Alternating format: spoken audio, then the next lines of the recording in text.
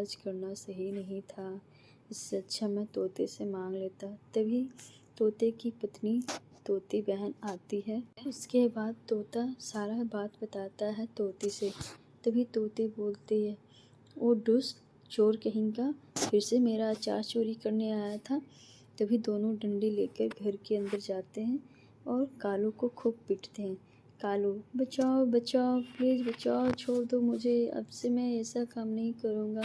कालू जैसे तैसे उनके चंगुल से छूटकर भाग जाता है और दूर पहाड़ के पास जाकर बैठकर रोने लगता है और बोलता है, अरे बाप रे, कितना मारा उन लोगों ने, कितना मारा उन लोगों ने, लेकिन स्वादिष्ट अचार थी उनकी।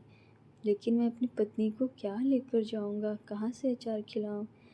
अगर नहीं ले गया तो गौरी बहुत नाराज़ होगी, उसे आम के अचार खाने का मन था। तभी वहाँ पर एक चिड़िया उड़कर आती है और बोलती है कालू से, क्या हुआ? तभी कालू बोलता है, मेरी पत्नी को अचार खाना है। तभी चिड़िया रानी बोलती है, बस इतनी सी बात, मुझे आम ला कर दो, मैं तुम्हें आम के अचार बनाकर दे दूँगी। तभी कालू आम लाने पास के बगीचे में ही जाता है और इधर उधर देखकर आम को तोड़ने लगता है। तभी पास में कबूतर बैठकर देख रहा था और सोच रहा था, अरे ये तो आम चोरी कर रहा है, चील भैया को बताना पड़ेगा मुझे। तभी कालू वहाँ से आम लेकर उड़ जाता है और चिड़िया रानी के पास चला जाता है और बोलता है, ये लो चिड़िया रानी, मैंने आम तुम्हें दे दिए।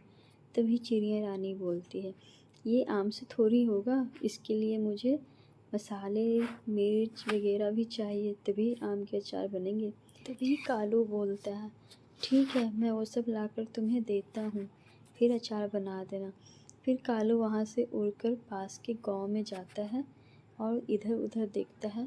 तभी उसे मिर्च पसारी हुई छत पे मिलती है, तो वहाँ से मिर्च चोरी करके चिड़िया रानी को लाकर दे देता है और बोलता है, मैं लेकर आता हूँ और सारे मसाले। फिर वो पास के पहाड़ों में जाता है और जैसे तैसे बहुत कठिनाई से नमक खोज कर लाता है और चिड़िया रानी को देता है और बोलता है, और मसाले मैं लेकर आता हूँ। तभी वो गांव की ओर जाता है और सारे मसाले लाकर चिड़िया रानी को दे देता है।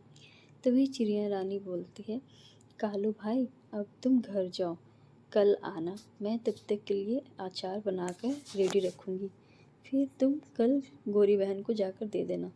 फिर कालू बोलता है, ठीक है बहन, मैं जाता हूँ, कल आऊँगा।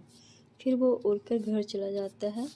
तभी उसकी पत्नी बोलती है, अरे आम का अचार नहीं लाया, कहाँ है मेरे आम के अचार? तभी कालू बोलता है, चिड़िया रानी के घर पे दिया हूँ, वो कल बनाकर देगी आम के अचार। तभी गौरी की नज़र कालू के पंखों पे जाती है और बोलती है, ये क्या हुआ, आपके पंख पे चोट कैसा? तभी कालू बोलता है, अरे कांटे चुभ गए थे और कुछ नहीं। उसकी अगले सुबह चिड़िया रानी आम के अचार दे देते हैं कालू को।